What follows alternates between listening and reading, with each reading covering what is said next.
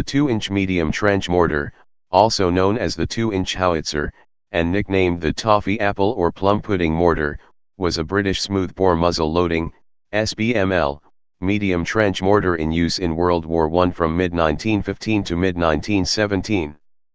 The designation 2-inch refers to the mortar barrel, into which only the 22-inch bomb shaft but not the bomb itself was inserted. The spherical bomb itself was actually 9 inches, 230 millimeters, in diameter and weighed 42 pounds, 19 kilograms, hence this weapon is more comparable to a standard mortar of approximately 5 to 6 inch bore. Background and predecessors. As the Western Front in France and Belgium stagnated into trench warfare in late 1914, British forces found themselves with no means of replying to the German Minenwerfers, trench mortars, which were lobbing both small and large, over 100-pound, high explosive shells into their front-line trenches from short range. British commanders requested an accurate short-range weapon which was manually portable in the trenches, could be safely used to attack enemy trenches as close as 100 yards to the British trenches, was easily concealed and projected a reasonably large explosive charge capable of damaging protected enemy positions. The British Expeditionary Force had been expected to participate only in mobile warfare and was not equipped with any mortars. Various alternative designs for light and medium mortars were evaluated, prompted by the need to place at least some weapon into action without diverting manufacturing capacity from guns and howitzers, which weapons were given priority. Hence the emphasis was on designs for both mortar and ammunition that could be manufactured by small unsophisticated workshops unsuited to other war work. 4-inch mortar. The 4-inch mortar was the only official type to enter service before the end of 1914, 12 units. It fired an 8.5-pound steel bomb with studs to engage rifling grooves in the mortar barrel, similar to the German Minenwerfer. The barrel was improvised by boring out a 6-inch shell. Its range of 900 yards and its accuracy was considered acceptable, but the shell case was expensive and was slow to load. About 40 guns and several thousand rounds were issued by June 1915, with 168 of the total 300 manufactured eventually serving in France. It was soon replaced by the 3-inch Stokes mortar in its light mortar class. 3.7-inch mortar. The 3.7-inch pipe gun was an early improvised mortar. 18 were initially made by the Indian Corps in France by December 1914. It was a smooth tube firing a 4.5-pound tin pot filled with ammonal. The fuse was a length of Bickford fuse ignited by the burning of the propellant, which made it too dangerous for long-term use. By the end of June 1915, another 100 had been manufactured and sent to France and 20 to Gallipoli. Vickers 1.57-inch mortar. The Vickers 1.57-inch trench mortar was first introduced to France in March 1915, 127 by the end of June, and about 275 were manufactured until it was withdrawn in January 1917, after being replaced by the 2-inch mortar. The 1.57-inch was similar to the eventual 2-inch model, but the particular Vickers design was complicated and expensive to manufacture.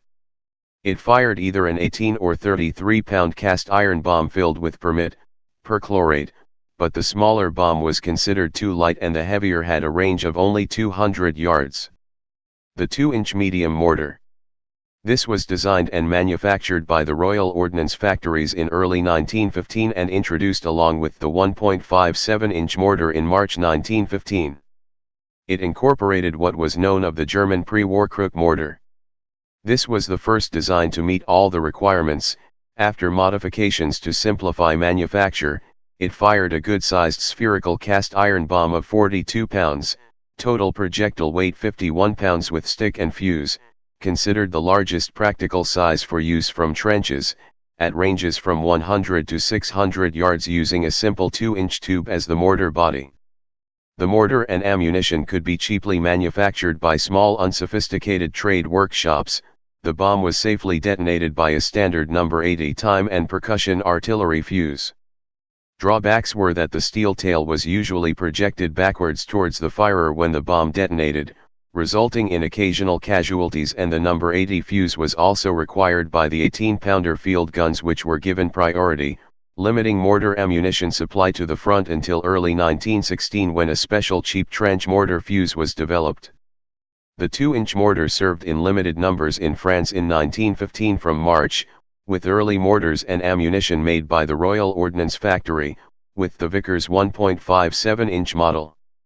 Mass production began with an order in August 1915 for 800 mortars from several railway workshops and agricultural machinery makers, together with an order for 675,000 bombs from numerous small firms. Manufacture of the Vickers model, which was twice as expensive, was ended, and it was withdrawn by January 1917. It fired a spherical cast iron bomb the size of a football, painted dirty white, filled with amytal, identified by a painted green band, or emanol, identified by a painted pink band, attached to the end of a pipe, stick, hence the nicknames toffee apple and plum pudding. Weights of bombs as delivered without fuses varied.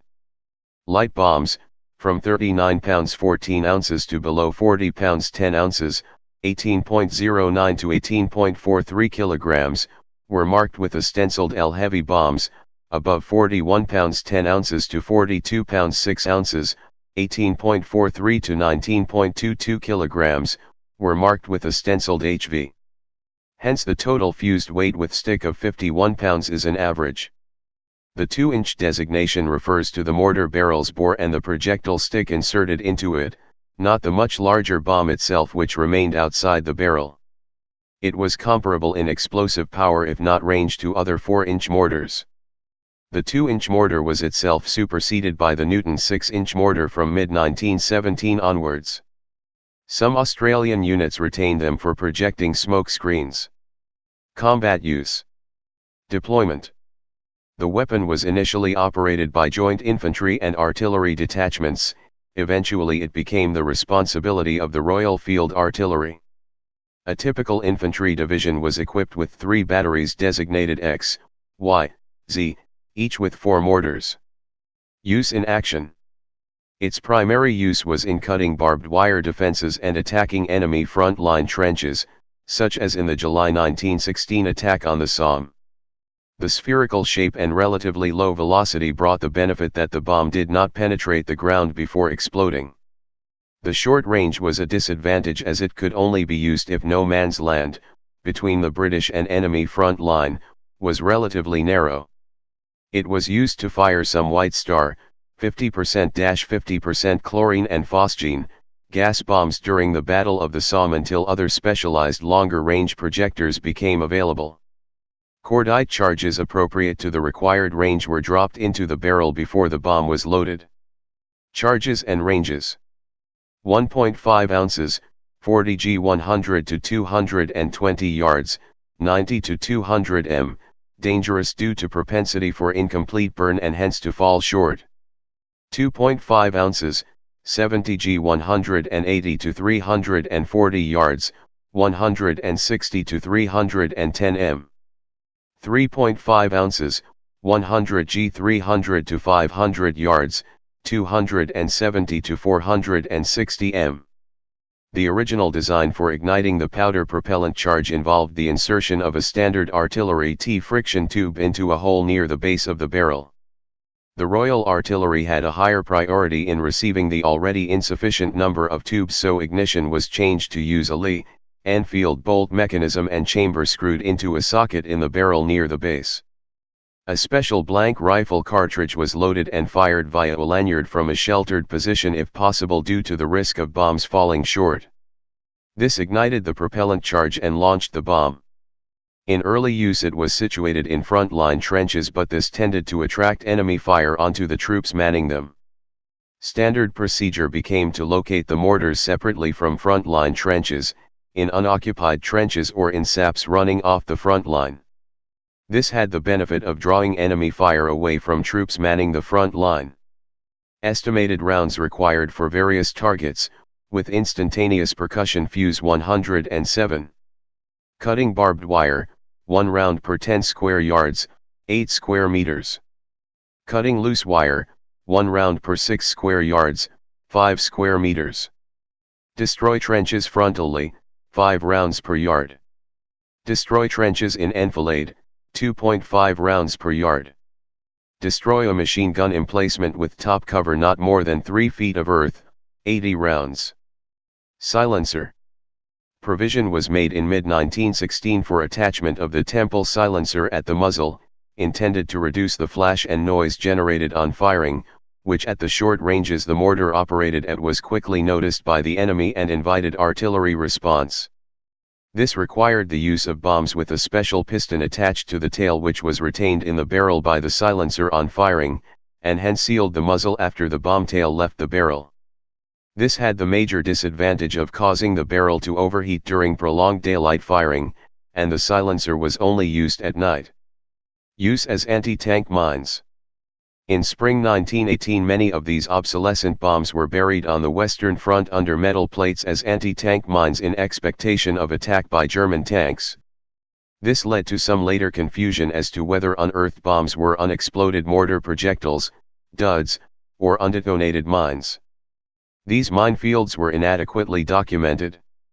This caused the British problems in the closing months of the war when they had to advance again over territory they had previously abandoned and also prevented full clearance of the minefields after the war.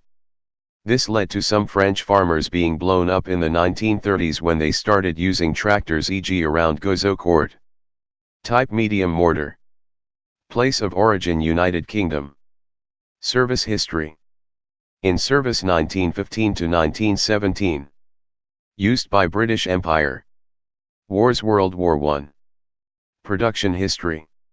Designer Royal Ordnance Factory. Manufacturer various contractors. No built 1907. Specifications. Weight 105 pounds, 48 kilograms. Barrel length bore, 3 feet, 0.91 m. Total, 3 feet 5 in, 1.04 m. Crew 5 per mortar. 25 per battery of 4. Shell he 51 pounds, 23 kilograms. Smoke. Caliber 2-inch, 50.8 millimeters. Mortar barrel, not bomb. Rate of fire 2 to 3 per minute. Effective firing range 100 yd, 90 m, min. 570 yd, 520 m, max. Depending on charge. Filling amytal or aminal. Filling weight 12.5 pounds, 5.6 kilograms. Please subscribe and thanks for watching.